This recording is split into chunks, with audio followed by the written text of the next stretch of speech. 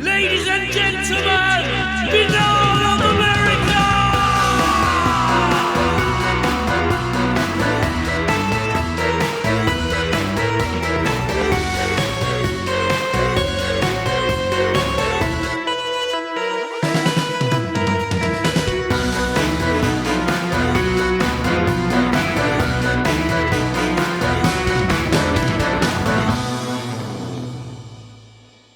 And now, ladies and gentlemen, your host, Tim Binnall. No commercials, no subscriptions, no network, no rules, and at the end of the day, my friends, no comparison. Welcome to another edition of BOA The Revival.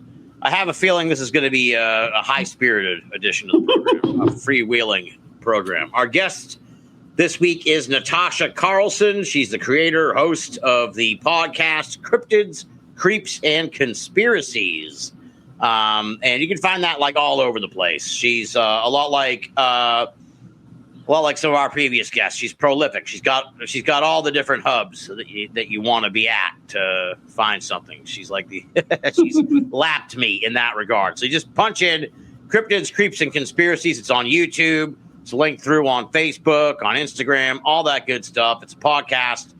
As you can probably surmise, covering cryptids, creeps, conspiracies, the strange and unusual, high strangeness, the paranormal weirdness, and all that good stuff. So, yeah, and she's also a funeral home assistant, and we'll get into this in a moment, but she informed me before we started the show that she may get called out in the middle of the program because she's on call, and if someone dies, she has to go pick up the body, which is like the fucking craziest thing I've ever been told by a guest before the show, where it's like, look, I might have to bail because if someone dies, I'm the last responder, let's say. She's the one who has to go and deal with that, which is like, wow, what a remarkable life. So I'm very curious about that. Of course, we're going to get into all that. But with all that said, with the introduction under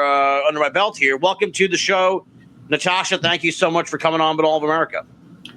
Well, I am beyond excited to be here. For anybody who hasn't been listening to my show, if you go back, especially within the last month, I have used your articles, and when you reached out, I literally Googled you, like I said, to make sure there wasn't another Tim Binnall out there that I wasn't aware of, because there's no way this man is contacting me.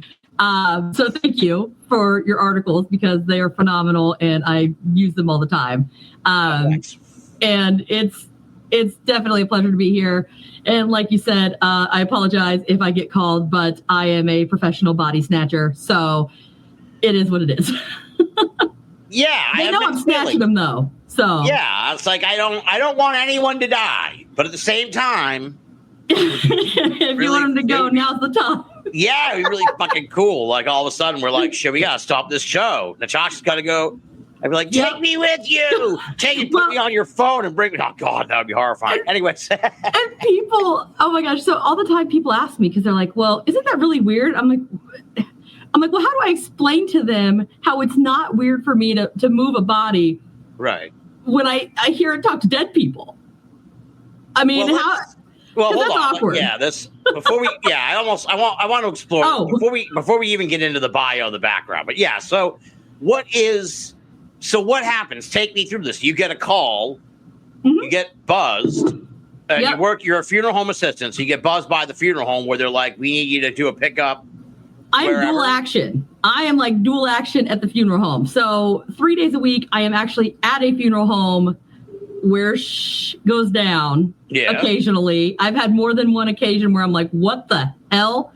Like when you walk around, like, hello? Thinking somebody's in the building, and I walk around and there's no, so I'm there. But then at night, on most nights, I'm on call. So essentially, they'll call me and say, hey, somebody passed. You need to go get them. I drive to the funeral home, get in the van because I'm not going to put them in my car.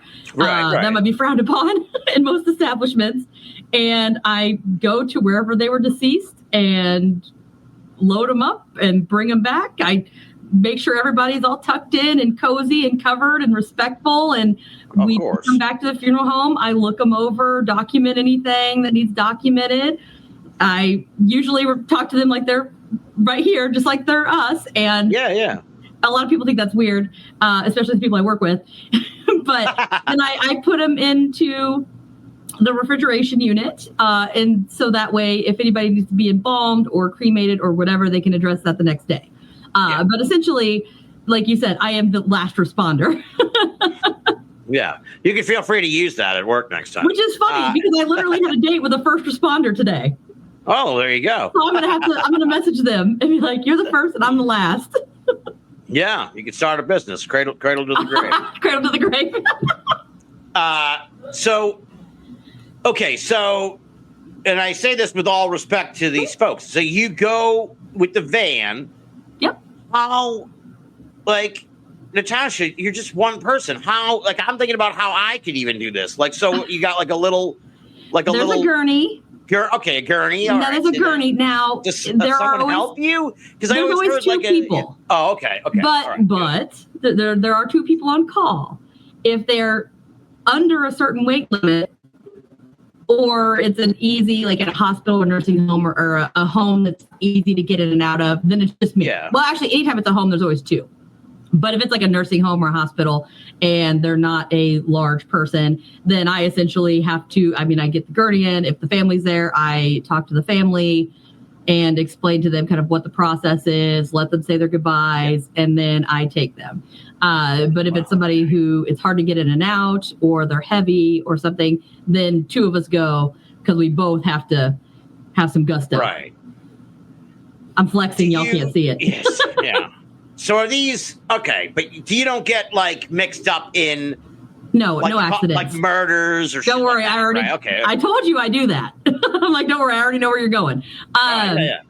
But if it's anything questionable or that needs to be investigated, I do not do those. Now later, I might pick them up from the morgue and bring them to the funeral home for services or whatever, maybe crematory, whatever their family decides they want to do. But those ones I do not. I will try to be as vague as possible because I don't know what I can and can't say, but I know I will not say a name. But I had a gentleman that I thought when I picked him up, they're in a body bag, if it's an accident or whatever from the morgue. Yeah. And the bag is closed and tied when I get them. Yeah. And no one ever tells you how the person died. Okay, yeah. It's a present you don't want to unwrap. Yeah. Because you don't know. Right. You don't know. I thought this gentleman was in a car accident and he was not. Oh. I don't know if I want to say that, so.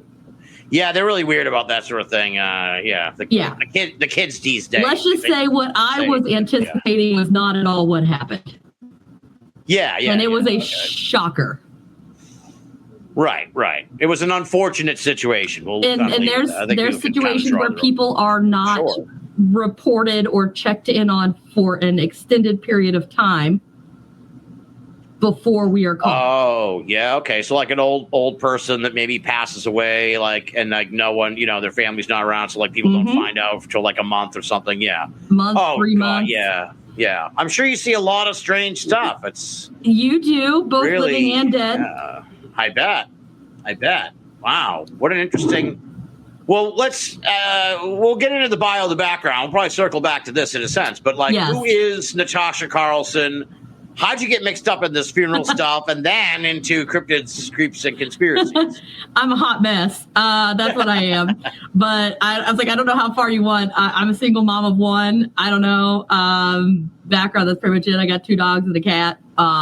My cat's name's Morticia. I know. Well, you're out there in Indiana, right? You're in Indiana. Yes, I am in the Midwest. I try my best to cover up the accent as much as possible, but it does occasionally slip out. So apologize ahead of time. But I got it. So this is what makes it better. I looked for the funeral home job. Yeah. Because I figured that is where I am best suited to be. Given my background, that makes sense. But what do you mean, given your background? All the weird stuff. Okay, yeah. So you've had prior strange experiences. Since I can remember, weird things have happened. And then it all really kind of hit the ground running when I was about 15. Which that was in my thing that I have noted to talk about later. But it was just something that I figured was okay. I thought I'd be okay. Newsflash, when you are an empath, do not work at a funeral home. Not a good idea. And unfortunately, I'm actually switching jobs here soon. I'm going to be doing registration in, which I did not wander far, in the emergency department. Oh, God. At the hospital, working third shift. Jesus. Third shift? What are you, crazy? I know. And it's like Wednesday, Thursday, and Friday nights. Oh, you're going to see some really wild shit, I bet. So I'm going to get out before they go to where my old job was. Oh, I'm hitting both ends of the spectrum. Now you're going to be a second to last responder. Yep. So I will have everything covered. I have birthed. I've been there for that. I'm raising up into a teenager right now. So good Lord help us all. And he's actually a really good kid. I don't know how he came out of me, but it is what it is. And so then there's that. And I've kind of been here, there, and everywhere. But like you said, I mean, I was always weird. I thought everyone could do what I did. I didn't know it was not normal until I was older. And then everybody started pointing out that I was weird.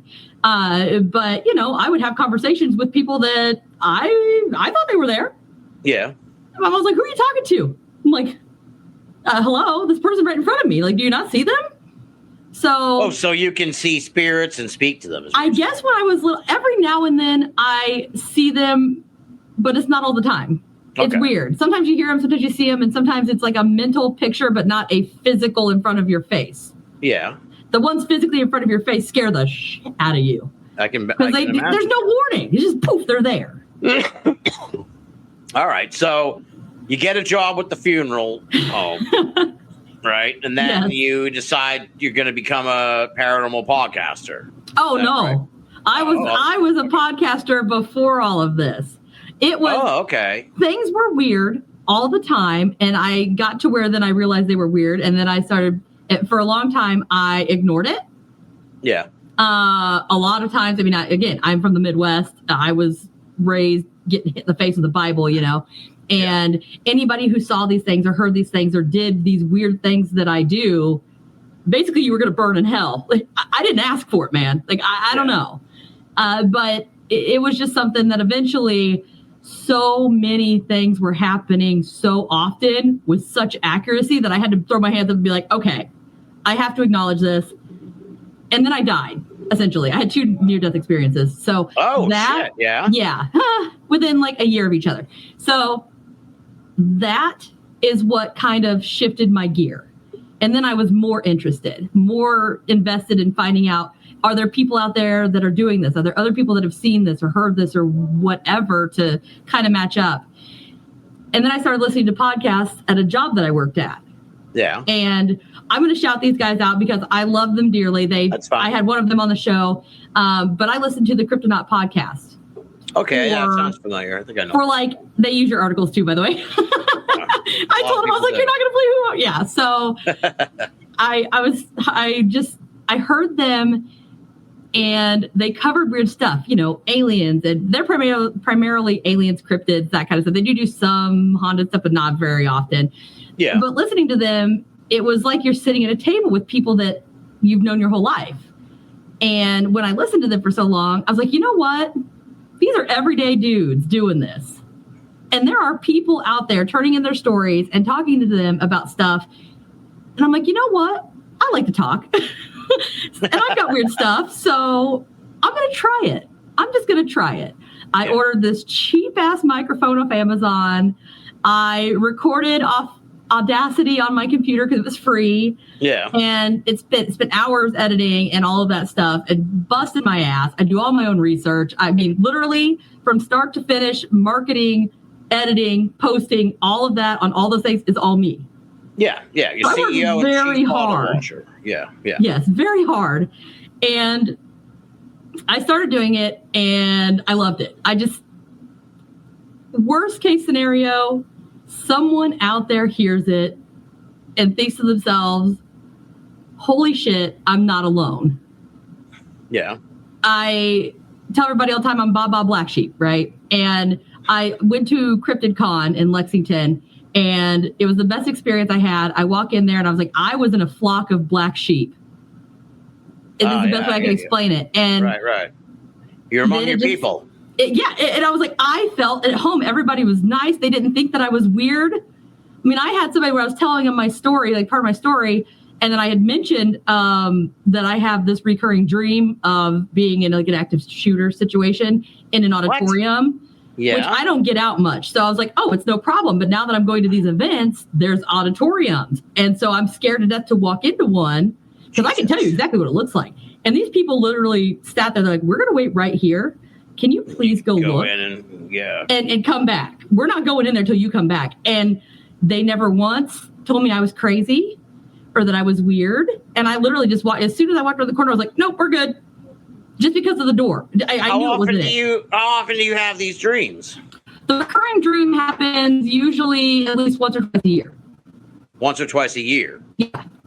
For how long has that been going on? Probably 8 years. Wow. Yeah. Which is why at first I was like, oh, well, I'm never going to be in a place like that, so I don't have to worry. And then I start going to these events and I'm going, oh, shit. I should probably think about that. I don't want to get too gruesome. Like, what happens in the dream? Are you like one of the people in the auditorium and you're like, oh, shit, what's going on? There's a shooter? Or how's it? Or are you like seeing it overhead? How's this dream work?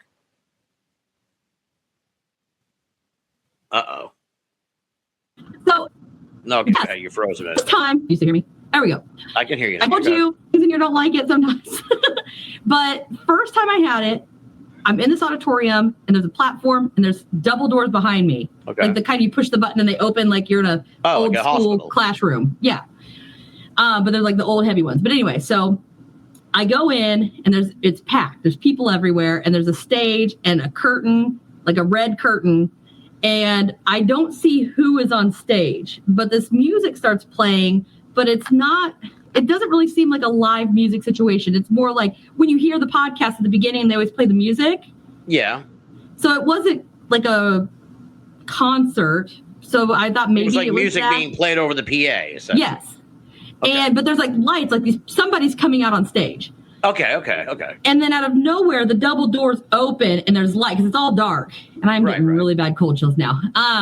But it's all dark around me. And then the doors open, the light comes in. And all I see is a person. I don't know if it's male, female, whatever. I just see a person, dark pants, dark hoodie, and they've got a weapon on them. And they just start gunning people.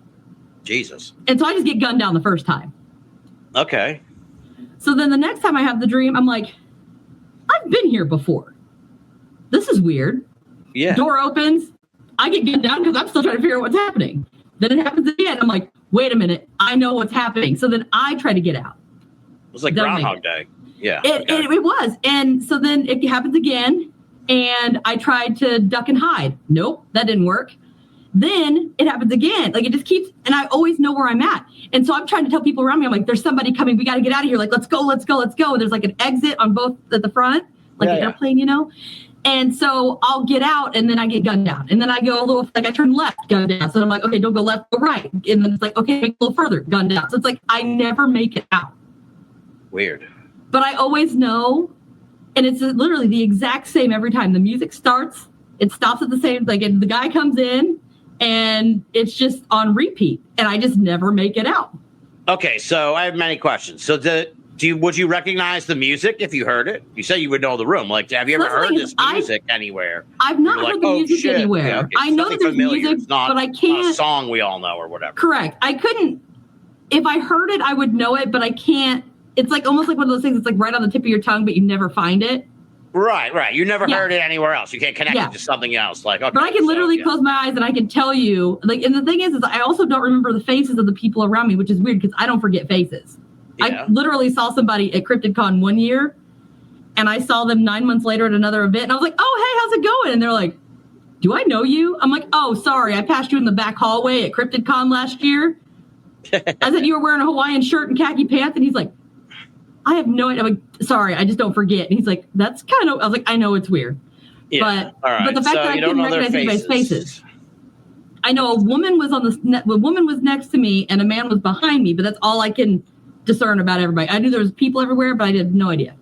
Weird. All right. So what do you do, Natasha? Like, all right, let's say you're somewhere now and you go somewhere and you no idea. Fucking find yourself. Have you considered what you should really do? I have an idea, but I'll let you. Have you considered it? Well, unfortunately, no one's going to believe me. That's part of the problem. Yeah. No one will believe me. I won't go in. The best you can do, I would suggest, is maybe wait, get out of there and go by the front entrance. That way, at least if go through the doors that are behind you and wait at the entrance out there. Because if the guy comes barreling in, maybe you could. But what if he's gunning him out before he gets in? Oh yeah, you run the risk. But if but that's either way, I'm getting gunned down. Right, but you might be able to throw yourself at him and fucking stop the. I'm not going to do that. I'm sorry, all you people in there. Jesus. I am not throwing myself. I probably wouldn't either. I'd run to the end of what I could do though is what the fuck. Yeah, if I recognize the place, if there's security, I could always say, I thought I heard someone saying that, a threat. I could report a threat, essentially that wasn't really there, but they might listen. They might listen to this show, and then you're yeah. Maybe. Yeah. Well, there's always a fire alarm. You can pull the fire alarm. Oh, why was I thinking that? You better be really, at the very least, you could get in some deep shit. But it might make you feel better if you're like, all right, well. Yeah, then it's like, why'd you pull the fire alarm? Because I wanted to save everyone inside. Yeah, they'd probably wouldn't even get in that. They'd be like, this is a mental case, so it's not. She's not evil. She's just, she's having dreams and shit.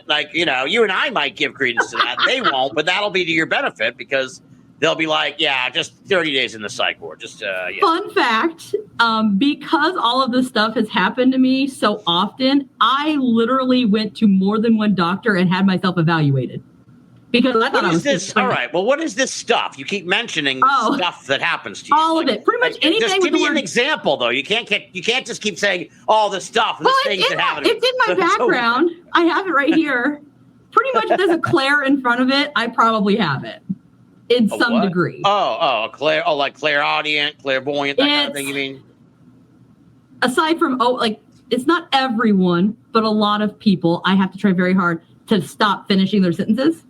Or I've had people that I've worked with where I'm typing and not paying attention, and I'm like, oh, blah, blah, blah. And it just gets silent. And I look up, I'm like, what? I answered your question. They're like, yeah, but I didn't ask that out loud.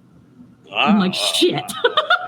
Busted. Yeah, interesting. So that is one thing that happens. Aside from my recurring dream, I am on, they are not mine, clarify, because everybody always goes, wait, what? Their ears perk up. I am on baby number 14 in a row, 100% accuracy rate, that I have known who was pregnant and what gender was before they ever knew they were pregnant. 14? Wow. Mm-hmm. And I have not been wrong once. The only one that got a little mixed up is I had two people that got pregnant at the same time. Yeah. And I couldn't tell which one I was. Yeah. They were literally a week apart. So I was like, one of these two. But I've made a lot of money on bets because at first I thought I was crazy. But I made bets on them and I was always right. And then it got to where I was always right. And then I was calling people to say, congratulations. They're like, what are you talking about? They denied it. So it just comes to you one day, you wake up and you're like, oh shit, Susan's pregnant. She's going to have a boy in 9 months. It is always, I go to bed and I wake up and I am in their body. What the fuck? And I know either who it is by just how they look or by whoever's next to me in the room or whatever. And it's usually either an ultrasound where we find out what it is, or like my sister, the last one she had, she was carrying the baby to my stepdad. Yeah. And I didn't see the baby. I just saw the blanket the baby was wrapped in. But I knew. Right. And it's to the point now where sometimes I call people, they're like, please, dear God, don't tell me I'm pregnant. Wow. I'm like, no, that's not it at all. I promise. 14. That's amazing. I tell everyone too, with life comes death. So unfortunately, I get those nice ones like that are celebrated. I've even had people that are like, do not tell me. They're like, you're going to know. Just don't tell me. And I'm like, fine. So I tell 2 other people so that they know that I knew beforehand. And they can vouch for me. Contemporaneous witness, yeah. Yep. Right. I've done the same thing where I go to sleep and I wake up and I am again in somebody else's body. What the fuck? It's weird, but they die. Like I feel that I am them and I am dying. Jeez. And usually those are the furthest one was 5 days, mostly 48 hours. Oh, damn. But then it's like, what do you do? Because I'm like, I don't tell them because, in my head, I'm still very skeptical. I shouldn't be, but I am. And I don't want to be wrong. Right. So every now and then I'll be like, hey, if you have something to say to this person, you probably should call them. Right. And talk to them. But that's all I say. How many times has that happened? 7.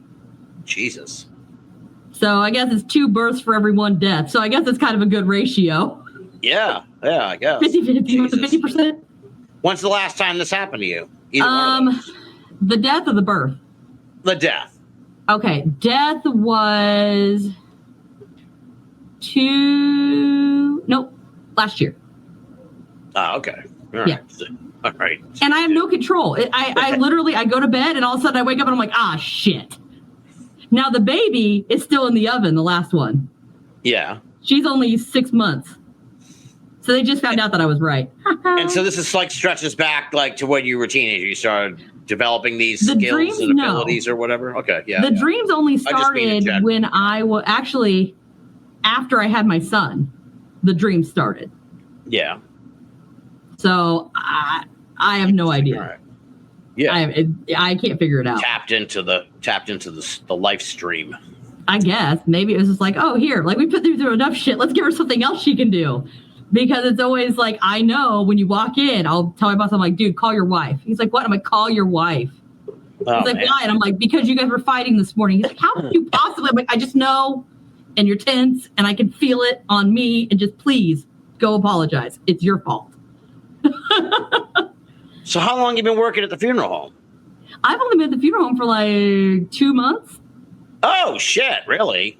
And wow. I've already, and like I said, if you can feel, and let me tell you, when people are like, oh yeah, when you die, it's just the body, that is not always the case. Sometimes they're peaceful, and I'm like, okay, thank God. But I've had somebody where I was good, and then the moment I put my hand, I had gloves on, just clarify, I had gloves. Yeah. But the moment I touched them to put my hands under them to move them, I was like, it was all the hairs. I was like, this was not a nice person. And I still have to move them. And I'm like, just hurry up and move them so that I can let go. So you have all these experiences and clairaudience and dreams and a bouillabaisse. Yeah, a bouillabaisse of abilities. And you decided to go and work at a funeral home? That seems almost I thought that I'd be able to help. You thought you could, was it with the intention of sort of using these abilities or testing them in a sense, maybe? It did help me in a couple occasions. I mean, there was one guy that I knew about him and I wasn't there. I wasn't there. And it was kind of freaking people out when I was explaining who I thought this person was. Yeah. Because of how they found him. And they were like, are you sure you weren't here? I'm like, no, I wasn't there. I didn't even work here yet. I just took him to the crematory. We just rode in a van for an hour. Yeah. That's all I got. But Jesus. Apparently I knew a lot about him. And I've had people, though, that come in and they're grieving. And I didn't even walk up to the casket. I never even saw. I was just in the room with this person when we were getting him ready. And a family member came in and he was having a hard time. And I told the person I was working with, I was like, I can't explain it, but I've got to go talk to this man. And they're like, what? I'm like, just trust me. I need to go talk to this man. And he's by himself. And I walk over and I was like, hey, are you doing all right? And he was like, I'm really glad you came over here. He's like, I don't like to say anything. He's like, well, I don't like to say about it or talk about it. And then he just starts spilling his guts because that's what everybody does with me. They just always spill their guts. Yeah. No pun intended. And oh, did you see that? It's going now. Yeah. For folks, we got like a ghost light in the my K2 meter's going. Yeah. And so anyway, so this guy's out there and we were talking and I said, oh yeah, I was like, I keep picturing him. He's grilling in a cutoff shirt. It's got this team on it, this particular team. And he's in these shorts and flip flops. He's drinking a beer, smoking a cigarette. He's got this visor. And this guy goes, do you know him? I'm like, no. I was like, but that's just what I'm just kind of, is that how he's like? And he's like, and so then he starts going on, oh my gosh, yeah, I love the sports team. And he was like, I am so glad you said that because I needed to get that out. I feel so much better. And I was like, I'm glad I could be of service. Yeah. So I was at least able to help one person while I was there. So but you're already leaving to go work at the emergency room? So it's only part-time, and God bless them. Love your funeral home folks, because the people that go and do this do not get paid very well hourly. Ah. And well, you don't have to. Again. Are you like, you don't have to, do you have to take any classes to do what you're doing? Or no. Is it just like, okay, yeah, then you just come off the street. Yeah, well, I mean, you got to do like background check and stuff. Make sure you're not completely batshit crazy. Right. But my favorite thing is I tell people all the time, it's understandable because, like I said, I question, even though all of this stuff happens and it's right, I still question myself. And so much so that, but then at the same time, it's like, okay, like I'm bipolar. Well, bipolar does not make you see things. It does not make you hear. Well, I mean, I guess if it's really bad, it might, but I never get that bad. I take my medicine. I've never been hospitalized or anything. Yeah. And it's just, how do I put it? People think you're nuts, right? And these things don't happen. So to be able to separate the two and know that they are not one is very difficult. Yeah. And that's why I like doing what I do, because it, raises awareness and lets people have an outlet. And I do everything, take everybody's name out and all that stuff. But it's just, it's weird being weird. I tell people all the time, I'm like, it's just weird. And they're like, can you be more specific? And I'm like, and then I go to my doctor and they're like, well, do you see and hear things? And I'm going, no. Because I know they're going to tell me I'm not. Right. I'm like, I've already been evaluated by 2 other doctors. I don't need to be evaluated again. Yeah. I pass with flying colors. They're like, you're a different kind of crazy. You're a different kind of crazy. All right. So tell me a little bit. So you launched this podcast, Cryptids, Creeps, and Conspiracies. What's sort of the inspiration for that title, first of all? Because part of what I love Creep. I use Creep a lot. So I was like, I think that might have even been what kind of first caught my attention. So I'm like, I like that, Creep. So where'd this all come from? Cryptids, Creeps, and Conspiracies. I like everything starting with the same letter. You're a fan of alliteration. Very good. Yeah, very much so. I've been trying to put more of it into my episodes because it's very near and dear to my heart. I think it's clever. And my logo I designed too, so all that's mine. And I just liked it because now the hard part is a lot of people don't know the word cryptid. So I have to explain it as monsters. Right. I think it means like crypto. Exactly. I think a lot of people find me by mistake because of that. But hey, I'm not gonna complain. Hey. Yeah. Well, and then I love cryptids. They're my favorite. I love them. If I could just cover them all day long, I would. But so much weird stuff happens to me that I had to add the creep factor. Okay. And I mean, creep is such a large, vast. I mean, for me, it's haunted places, it's haunted people, it's haunted experiences, people that investigate. It's just weird stuff like creep. Yeah, I did medieval torture devices. Like that's pretty creepy. And just odd random things. It's kind of like a bucket, because to me, I'm like, well, aliens could be that or conspiracy based. And I've only done. It's a good catch-all. Yeah. Yeah, it is a big catch-all. And the last one, Conspiracies, obviously, which is funny. I've only done one episode that was only conspiracy based, just one. And it was just conspiracies that had been proven true. And then I compared the theory to the truth. And more times than not, the truth was worse than the theory. Oh, wow. Yeah. Look up Project Sunshine. If nobody has looked that up yet, check it out because it is jacked up. So. Well, what? No, you can't do that. You gotta tell me. What is Project body Sunshine? harvesting. Is this the one down in not the Elvis impersonator? Oh, no. So this was back when, before, pre-nuclear bomb. Okay. So the government was Project Sunshine. Yeah. Yes, they were taking body parts and they would run tests with nuclear stuff to see how it affected the tissue and all of that stuff. Unfortunately, they found out that the younger the tissue, the better the results were.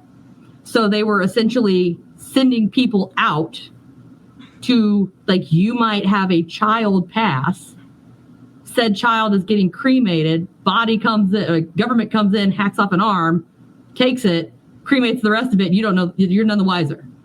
Oh God, that happened. Yeah. Wow. Supposedly it happened. It was all like in the thing where they did like all the testing and all the things about, they did it with different ages and exposure rates to see if they dropped a bomb or somebody dropped a bomb on us, what would be the repercussions, up to X amount of distance. Interesting. Yeah. It's kind of, in a sense, it's a bit like what people think is going on with some people. One theory for the cattle mutilation phenomenon. Yeah. Kind of like, well, they're mutilating them to test for something or other, but they really did do something like that, but with people, with children, even more. Well, it was with people in general. They just found that the younger tissue was it was easier to get readings off of it because it was more. That makes sense. Less exposed to other elements over time. Right. Fresher. Yeah, fresh. Yeah. Interesting. All right. So that's the conspiracy episode. Yeah, that, and what I try to do is I don't just do, like I said, one big conspiracy usually. It's if there is a conspiracy surrounding whatever I'm talking about, then I'll bring them in. Okay. I try to look, even if I 100% do not agree with what I'm saying, I will cover every direction I can think of. I might be 100% with my guest, but I'm going to bring up something different. Yeah. Just because. Yeah, just to see, just to explore all the possibilities. Yeah, exactly. Do you have, I'm going to assume Project Sunshine is not it. Do you have a favorite conspiracy theory that you like a lot? I know that's kind of putting you on the spot. I hate to do those kind of things. Well, I mean, I don't know if you would call it a conspiracy. I mean, I'm kind of into lizard people. Okay. I mean, I can kind of sort of get on board. And then you have, the... So you mean like reptilians as a... So tell me, what are these reptilians doing? A lot of them are like, it's famous people or whatever, but that it could just be that they're just literally people in the ground. They're just subterranean people.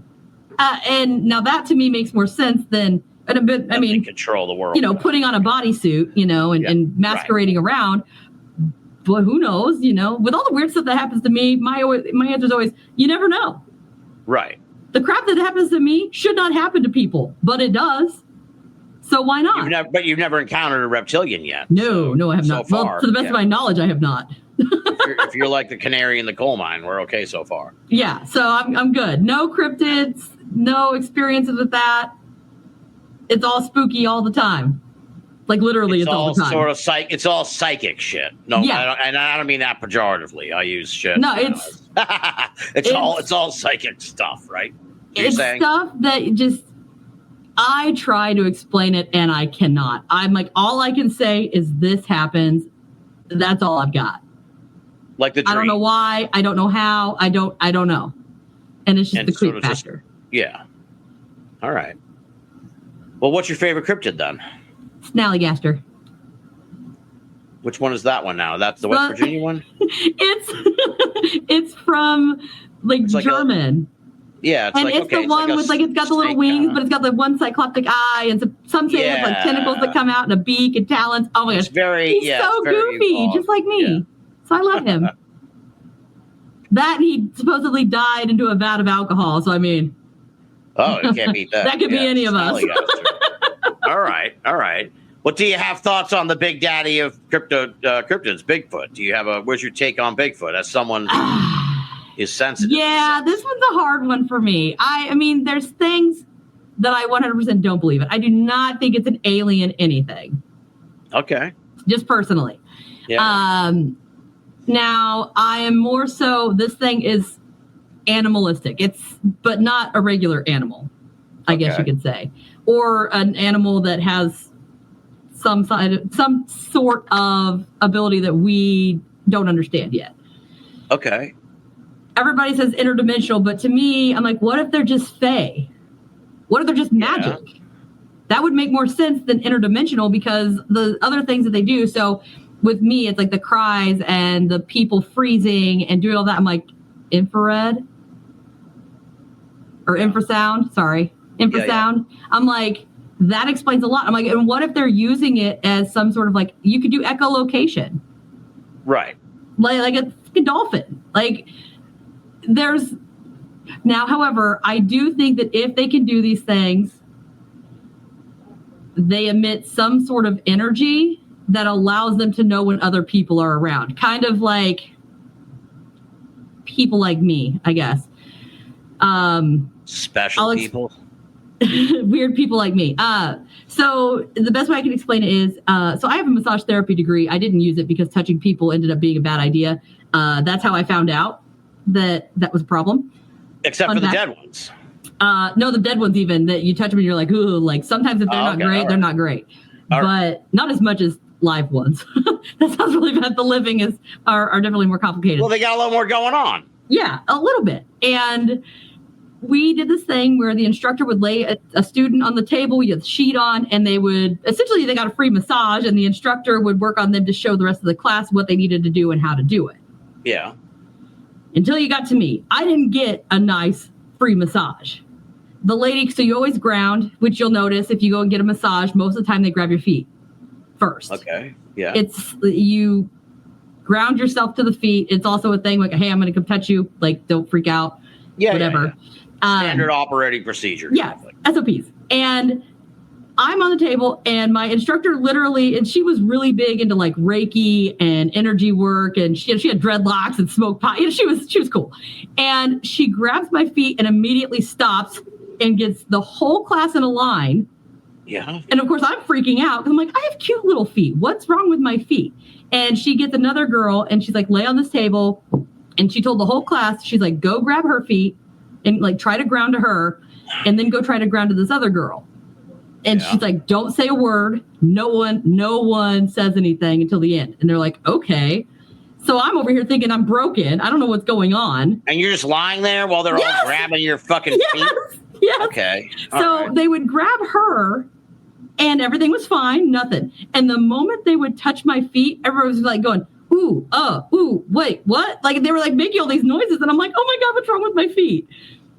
I still didn't understand until she asked. She said, okay, did anybody notice anything? And every single one said, this one's different. She's different than anyone else that we've worked on. Because we also work for free in a spa. So we worked on a lot of people. Yeah. And they're like, she's weird for the norm. And she's like, well, can you explain what it is? Because she's like, making sure. And what they described was essentially, if you were to touch my skin, particularly my feet, it was like a low, like current, like an electrical current. Jesus. Like just really low, like almost enough just to like shake or vibrate a little. And my teacher had to explain to me, she's like, I have done energy work and Reiki and all this stuff for so long. She's like, I have heard about people like you, but I've never met one, which made me feel really freaking weird, of course. But then she was asking me, she's like, when you work on someone and they leave, do you hurt where they hurt? I was like, how did you know that? Because I didn't say shit to anyone because I just thought everybody did it. Yeah. And I was like, yeah, actually, I was like, it's really going to inconvenient for about an hour or so. I was like, it sucks. So she brings in this huge crystal.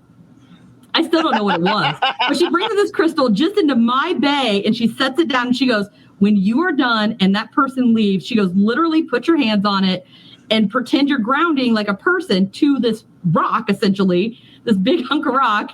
And it worked. I still to this day do not know what she gave me, but it worked. All right. Jesus and it was a lifesaver for me. But what I'm trying to get at are your feet still electric? Because there's a lot of weirdos out there that'll pay good money for that. I know, right? You won't have to have a job at all. Jesus. Well, but what I was trying to get at was, I feel like, so when you go with people, if you're doing an investigation, you're in a haunted place at all, it almost seems like they are attracted to the ones that can hear or see or feel. It seems like they get the most activity. And I feel like maybe whatever that's in me, that pulse, is basically essentially a lighthouse for for everything. Yeah. And that makes sense to me. Like you're a spotlight. So they're like, oh, she can hear, she can see, she can feel. I'm not going to waste my energy on these people when she can do it. And so they flock. If Bigfoot is a spiritual being or fae or something magical, who's to say that they can't pick up on it just like I could, like when I can feel people in the room? Yeah. Why couldn't they at an amplified level? But also be able to send out those sounds to either freeze or whatever. That I cannot do. Just clarify.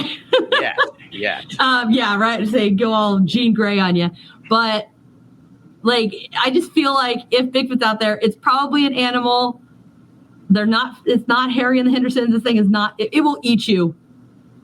And to me, because of this weird pulse thing, and I believe that it's all associated paranormally, you're never going to find me squatching, because I feel like if I am out there, if I am a beacon for everything else, I'm going to be a beacon for this thing, and I don't want to mess with it. You don't want to be a beacon for Bigfoot? I do not want to be a Bigfoot bitch. Wow. Mm-mm. Interesting. I mean, I'm sure they're cool from a distance, but I really don't want to be in like, hey, look at this weirdo, you know, and like, instead of like us like hitting sticks and stuff, they're going to be like throwing stuff at me and trying to throw me in a sack and take me home or something. Jesus. All right. Some crazed Bigfooter is gonna fucking but think about it. If that's the case, well, I've had a lot of people that are like, that theory actually makes a lot of sense. Will you go with us? And I'm like, no. Yeah, it's like your whole thing is countenanced on the fact that you won't do it. So yeah. I'm like, no. Interesting. All right. So there you go, folks. Now you know who to blame why we don't have a Bigfoot yet. It's Natasha. But I also, hey, if anything, you're going to catch and release. All right. I just don't want to be the bait.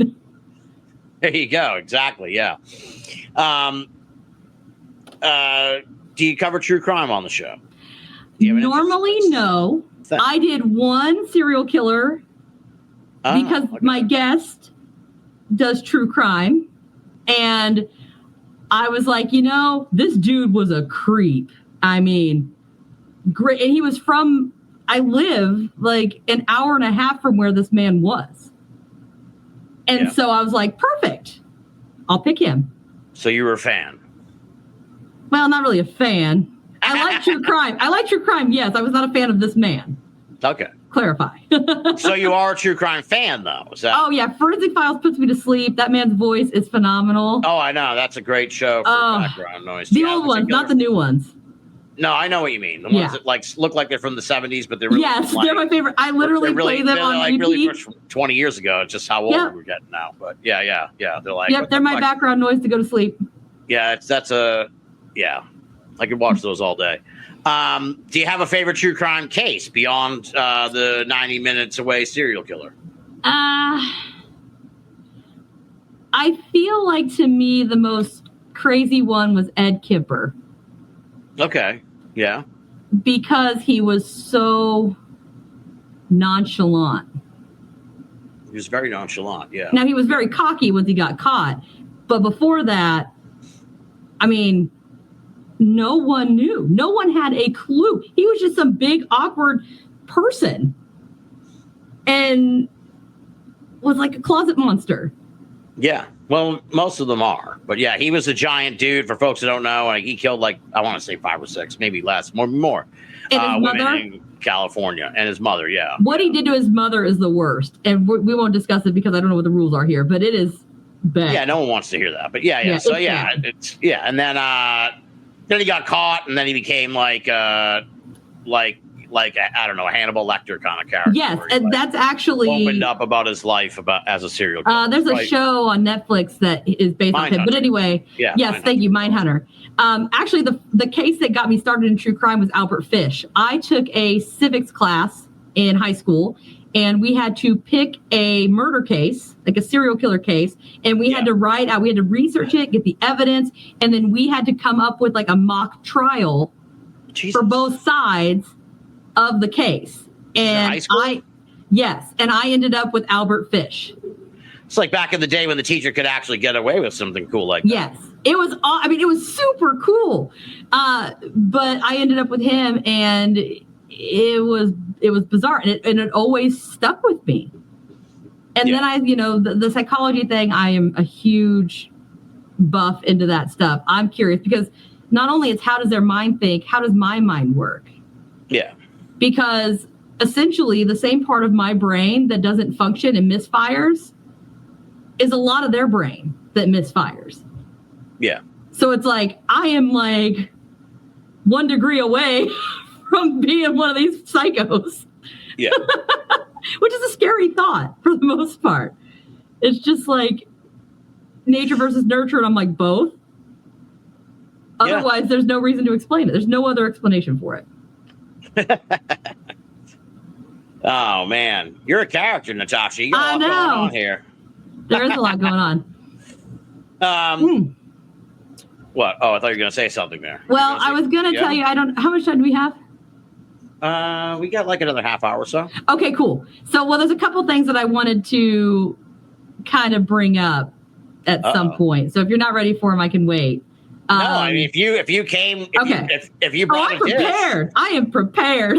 Yeah, if you brought a dish, let's have it. What is it? Okay, so I'm going to serve this up to you right now. It is going to be, like I said, weird stuff happened to me since I can remember.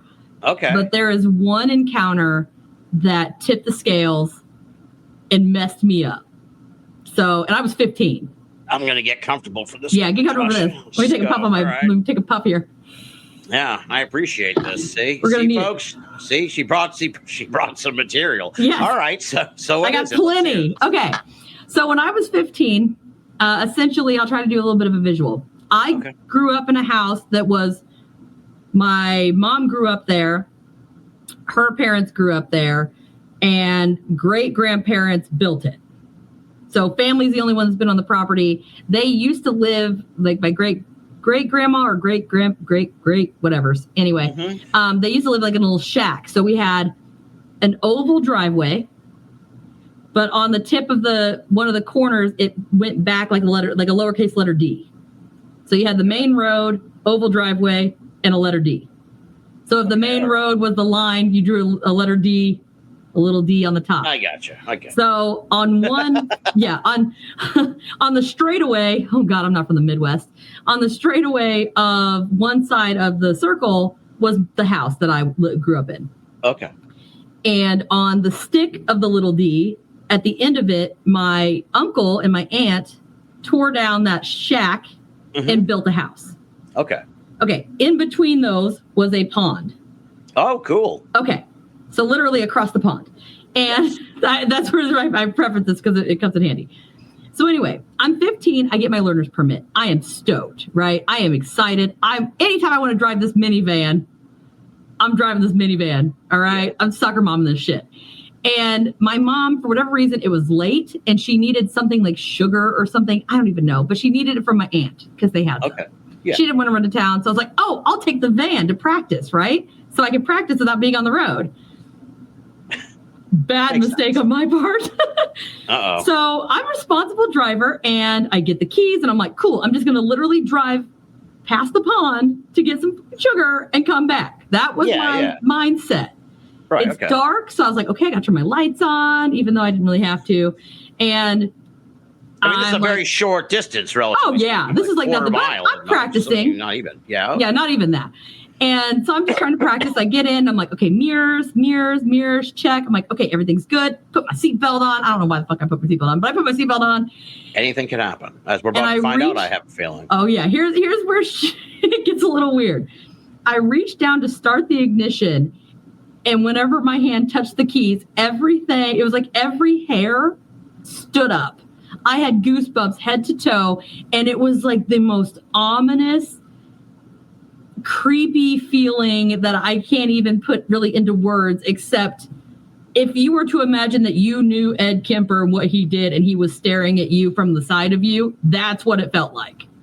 Like just there was something evil in this car. Okay, all right. Having nothing to do with Ed Kemper. That's what you're saying. No. I'm just saying, I was trying to think of the epitome of evil. Okay. All right, there you go. And all this happens, and when this happens, I noticed that. Now, keep in mind, dome light on the vehicle, and there's something dark next to me, like in the passenger seat. Yeah. And in my head, because again, raised with the Bible hitting my face, I'm going, there's nothing there. There's nothing there. But it was like everything inside me was like, look over there. And I, kind of like because I blinked and I opened them and I'm like, no, whatever's still in my peripheral is still there.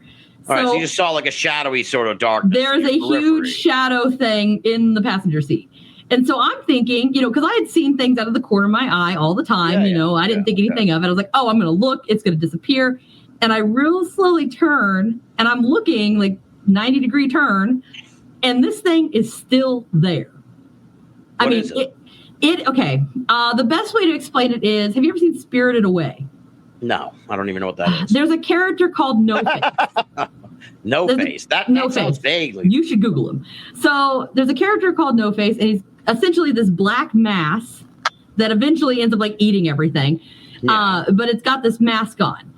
If you can picture this thing without its mask, it is just one solid black thing. And it wasn't like it was standing, like I drove over it and it was standing up. No, it was literally sitting in the seat, like bent over, like knees and everything, sitting in the figure. Yes. Yeah. And it was turned like it was, like if you turn at the waist to face me, like this thing was staring me down and like waiting for me to look. It had its hand up on the dashboard.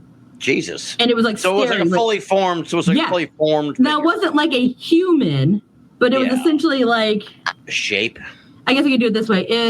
Beetlejuice, where the ghosts throw the sheet over their heads. Yeah. Okay. But you can't see the ghost. It's just a sheet. Yeah. That, but black. Okay. But it had these arms like that stuck out, and this hand was, and I'll never forget it. So it had these fingers that stretched out, and it was almost like, I'm really good at analogies. So the Grinch with Jim Carrey. Yeah. You know how his fingers are like all like pointy? Yeah.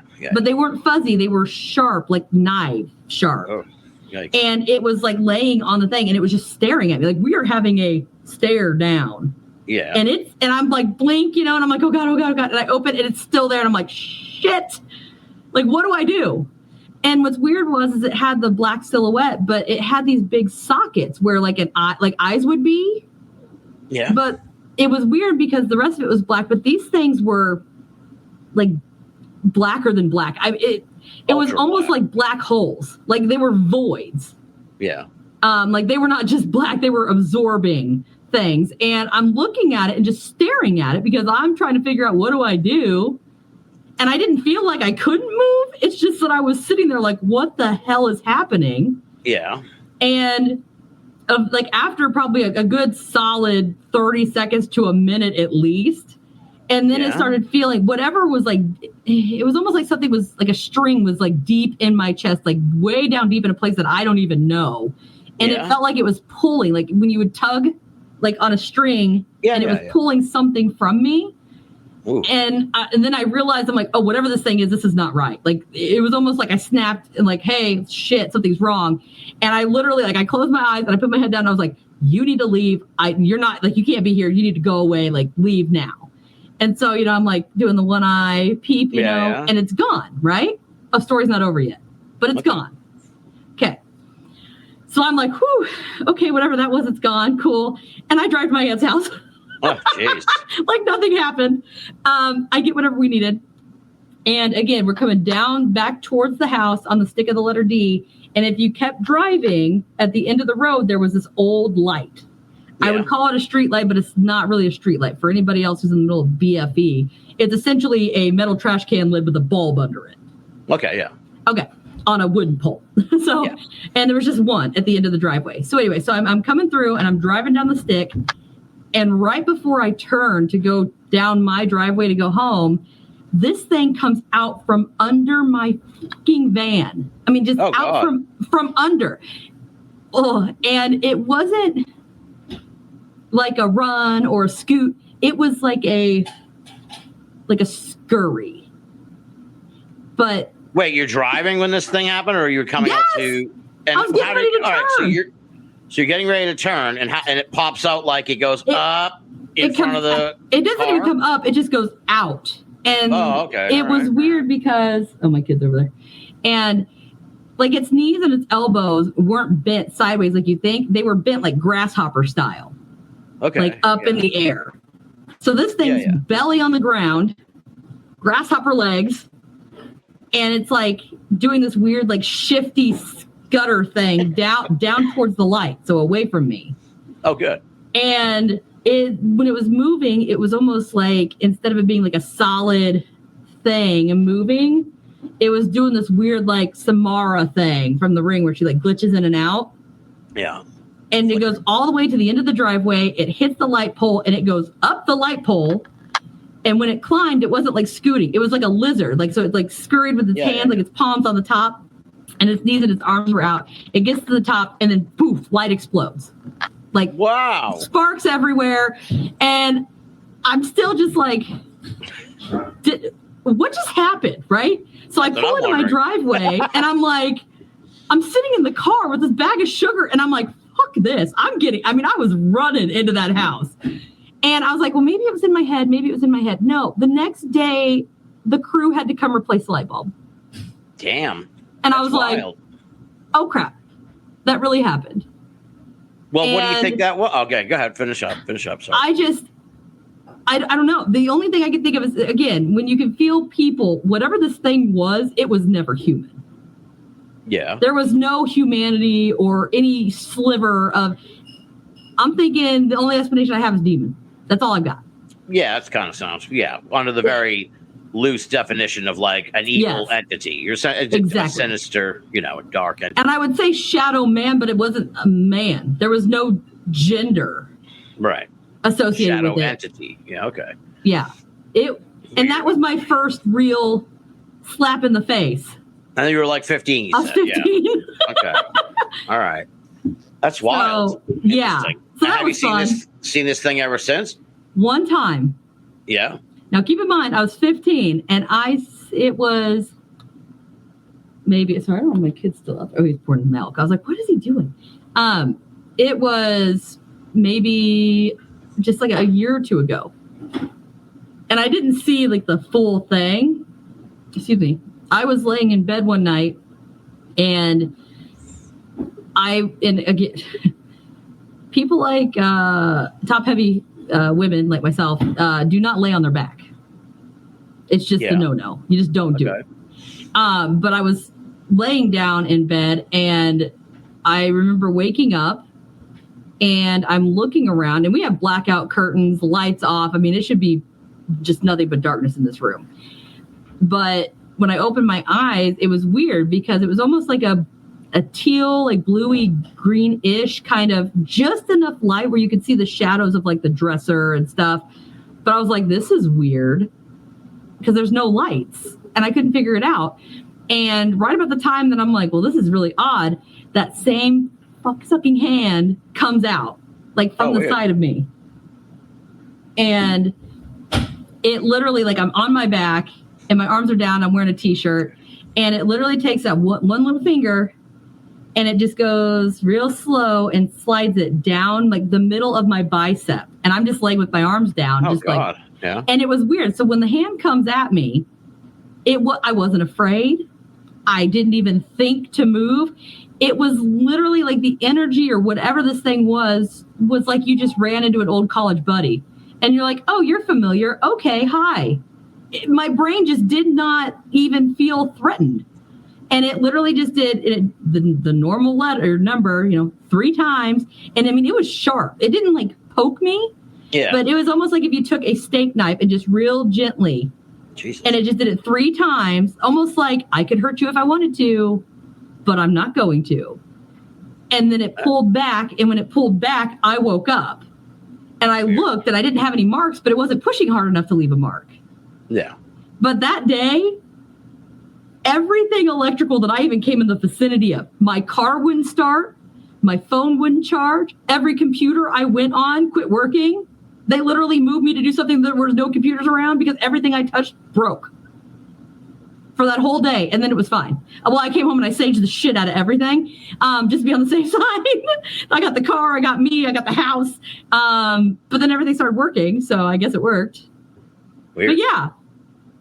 Interesting. All right. So there's like a 15-year gap in there, or 17 or whatever, however long ago that was.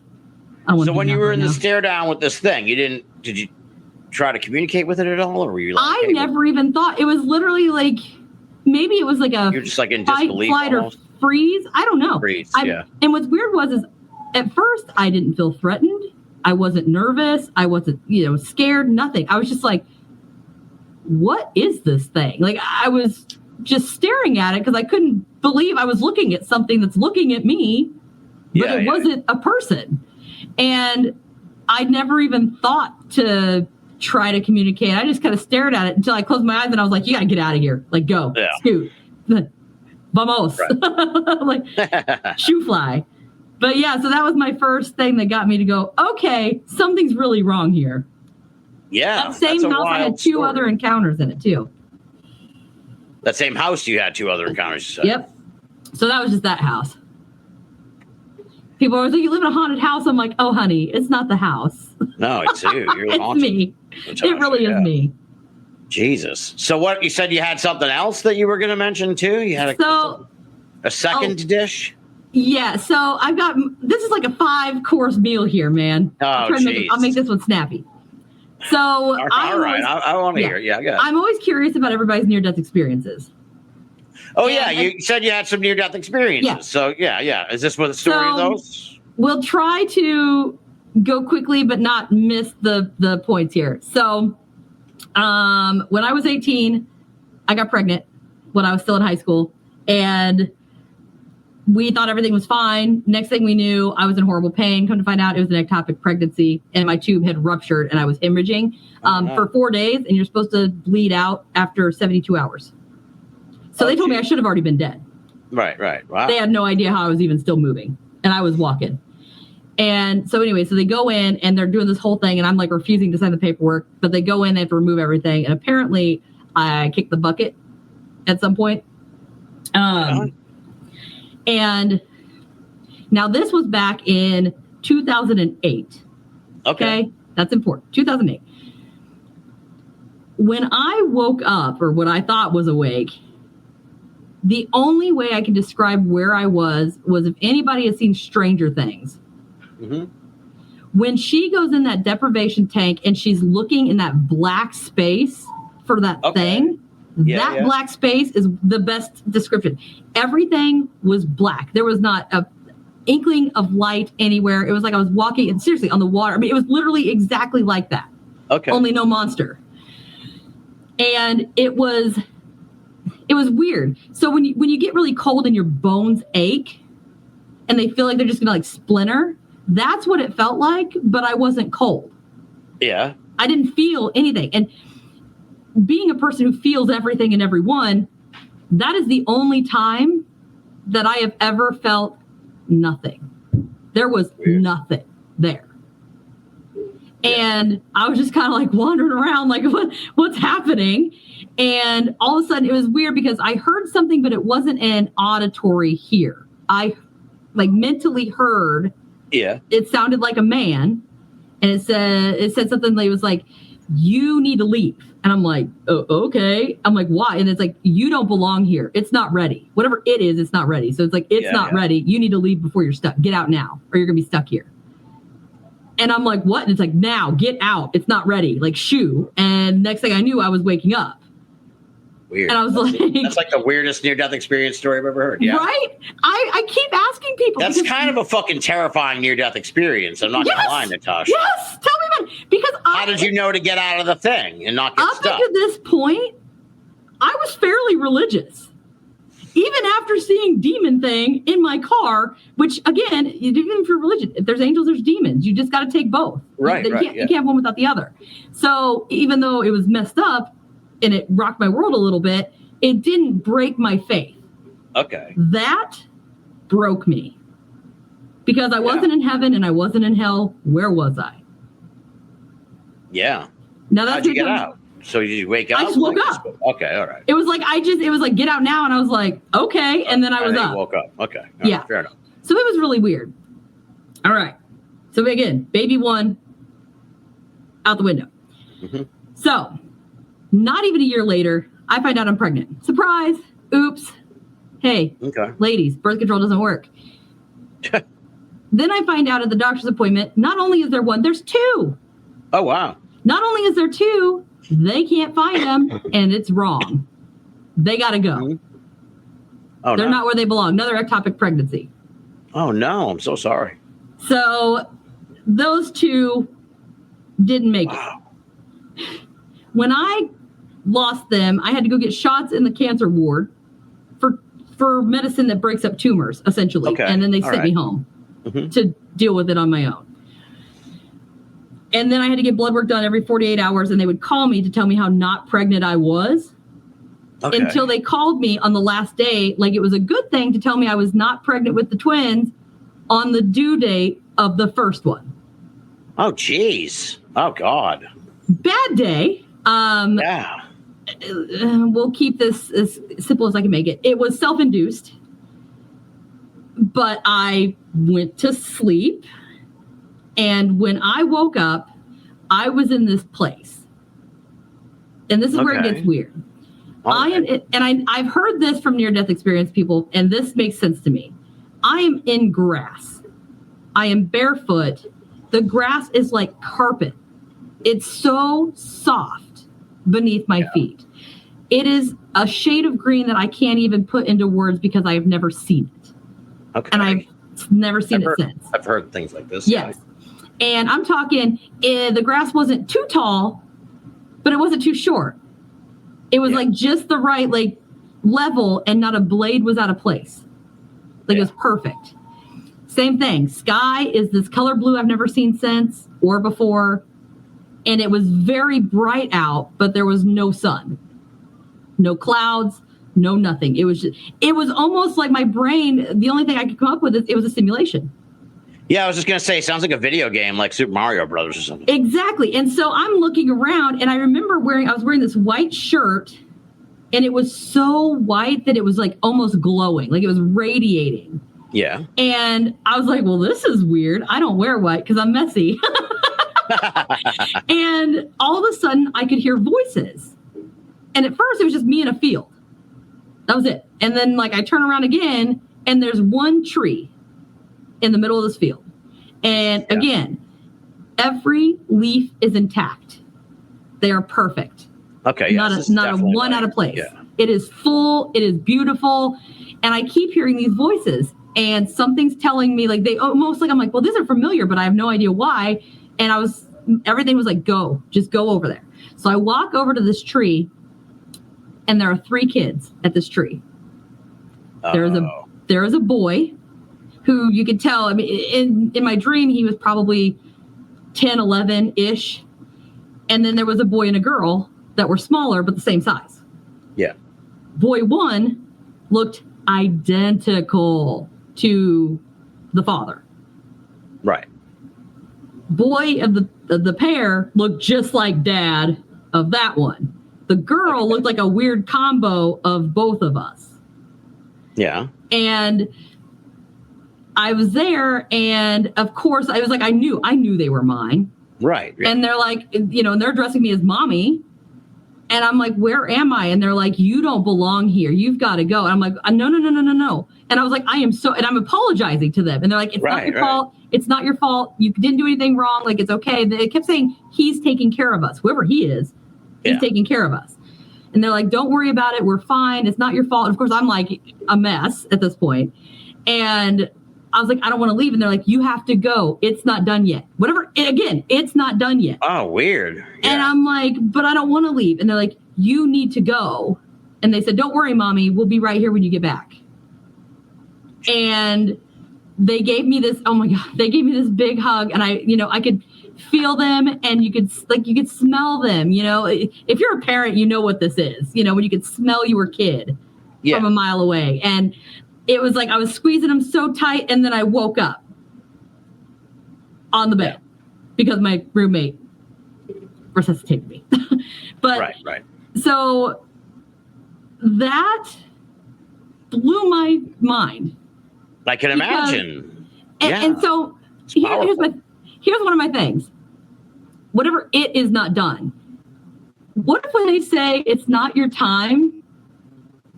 There is no, it's not your time. It's every person has their own heaven or hell, whichever direction you're going, whatever your space is. Yeah. You're having the space under construction. And some jobs go fast, some jobs go slow.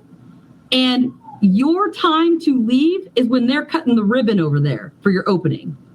I see what you're saying, yeah. What if it's just, you're ready to move? Right. And you go into whatever place it is. Yeah. Interesting. I don't know, but it's a theory because I'm like, I've had 2 and they were both totally different. Yeah. That's very interesting. Fun fact, the first one is my breeding child. They have the same dad. Mm-hmm. And my son looks so much like his dad that I literally take their baby pic. They're like 5 years old in the pictures. And I put them side by side and I'll show people, be like, hey, look at this. And they're like, oh, that's such a cute kid. I'm like, that's 2 kids. People don't know. Like, they still are like, no. I'm like, yeah, that's 2 people. I recorded with the lady who sat on the other side of me looking at me. Yeah. And my son was gone. Her kids were gone. We were recording. And I told her all the time, my kids are always with me. They just always are. They're just always, and they're little troublemakers. That was a disembodied voice that was real interesting that I got one night. But she looked up, and she's my cousin's wife. So she's known my son virtually his whole life. And she looks up behind me over my shoulder and just freezes. And then she looks at me and goes, "Didn't you say your kid was gone?" I was like, "Yeah." I was like, "Why are you looking over my shoulder?" She was like, "I swear your kid was standing right there. I was looking weird. Right at him, and he looked just like your kid, who also looks just like their dad." Yeah. And when I saw my son the first time, like on the ultrasound, we did a 3D one, I recognized his face. I was like, I know this baby. I know this face. And as he was getting older up into that point, and then it was such a mind, screw. Yeah. That it was the same kid. I was looking at the same kid. Right. It was weird. Yeah. But I had somebody else who said it too, so it wasn't just me. That's a powerful story. That's really interesting. Those are unlike any near-death experiences I've heard before. So. And I keep trying to find people. I'm like, maybe somebody out there will know what I'm talking about. Have you ever talked to anyone who's like, that sounds similar to what I experienced? Not even close. Weird. Maybe the second one, but there was no group of family members. There was no light at the end of the tunnel. It was literally just poof. I was in the spot, and they're like, "You gotta go. It's not whatever it is. It's not ready." Really weird. Yeah. It's interesting. It was bizarre. Well, that's a little more uplifting than the first one. So it's like, okay, we're making progress here. Yeah, that's why I was like, I always try to tell both of them at the same time, because I'm like, maybe that's it. Maybe that's just, I just so happened to get a peek in work in progress twice. Yeah. Interesting. Which I'm glad it wasn't, Inferno. That's nice. Yeah. Well, exactly. Well, you didn't regress from the first one. Yeah, exactly. So I'll throw just a hot topic at you. UFOs. What's your take on UFOs? You got to have some. I'm almost certain you have some thoughts. I feel like UFOs back in lights in the sky. Okay, to me, there's a difference between UFOs and lights in the sky. Sure. So UFOs, I feel like the OGs back in the day are very much so more reliable than nowadays. Yeah, I agree with you. Although it is interesting that the more we have technology to capture them, the less they are around. Right. But then again, I guess technically, as our technology progresses, who's to say that theirs doesn't? I feel that different lights, depending on what it is, like that's another thing too. Lights in the skies then, there wasn't as much stuff in the sky. Right. So there was more likely to be something, I guess, nefarious or whatever direction you want to go. Maybe it's just something there. That's one thing. But now, you've got drones and you've got airplanes and copters, you got satellites, you got this, you got that. There's so many things that could be up there. And everybody's like, oh, well, it did this weird jaunt and blah, blah, blah. I'm like, but have you seen a drone fly? Yeah. Like, it's wild shit. Now, the ones that get me are the ones where they're going like Mach 3, right? Or Mach 5 or whatever. And they're zipping around. Those ones, I don't think those are anything that's man-made. Because if there was, we'd be using them. Yeah. In my theory. You'd think. We'll find out soon enough. They'll probably be at war by the time this episode gets. Yeah, I know. Right? people are listening. So yeah, it's just crazy. Yeah, I laugh. People pull this from the wreckage. Like, where's the black box? Yeah, I'm like, oh, this fucking guy. That's pretty ironic that he said that. Yeah, isn't it funny? So do you have, all right, so I suppose in a way that was sort of more of a roundabout way of me setting you up to ask if you've had any UFO experiences, because you seem to, UFO, no. You got all kinds of shit happening with you, so I figured maybe you'd just be like, oh, yeah, fuck, UFOs, yeah. What? So. Again, I am very skeptical, and again, I don't have as much experience, note the words there, with anything extraterrestrial. Yeah. However, I do remember one time when I was a kid, there was like 90 acres out there, and we're in the back of this truck. It's dark outside. We're kids, we get to sit in the backs, of the truck. Right. And we're bopping around back there. And my brother and I, we look over and it's like way far away. I mean, it's not even close to us, but we do see the typical, there's 3 lights, and this would have been in like the early 90s. And there's just 3 lights there. And I'm like, dude, do you see that? And he's like, yeah, what is that? And about the time we were talking about it, it did the typical zoop, zoop, like this weird grid, and then poof, gone. All right. And I was like, well, that was weird. That's better than I have. Yeah. Okay. Now, me being skeptical, I may or may not have been abducted. Oh, boy. Which is funny because I was like, it's weird that I haven't been taken, right? Because I'm strange. And I was like, if it's going to be weird, it's going to happen to me. And I actually have a picture I can show you. I drew it. I'm not the greatest artist. But anyway, so essentially, again, everything happens when I'm sleeping. I just need to not sleep, which is funny because I also can't sleep hardly. But I don't blame you. Everything is just shit. I go to bed and I wake up and there's no lights or craft or any. I literally wake up and I am in the buff and I am strapped to a table. I know it's most people's kinks, but not in this case. So I had one on my forehead, like normal. You know, you always hear about that. There was one like on my chest. Then my arms were down to my side and it was like on my hips. And then one on my knees and one on my feet. Sorry, my kid's knocking stuff around. It's all right. Okay. What's going on over there? He's going into his bathroom. It's right over here. Jesus. But I'm all strapped down, and I don't know what I'm on, but I'm guessing it was like a metal of some kind, because it's like it almost feels like it's almost cold. Like, you know, you've been on a metal table. You've been on a metal table. Yeah. And I didn't get a good look. I know a lot of people are like, oh, I could see all around me and all this stuff. I couldn't see around me. It was like a super bright lamp in my face, almost like when you're at the dentist office and they bring that light down and you can't really see the whole dentist, but you could see her enough to know that it's a person. Yeah. Only it was not a person. It was a figure of some kind. It was this. Essentially, it looked gray-esque, but not quite. Okay. These things were tall. Yeah. And they were thin. Yeah.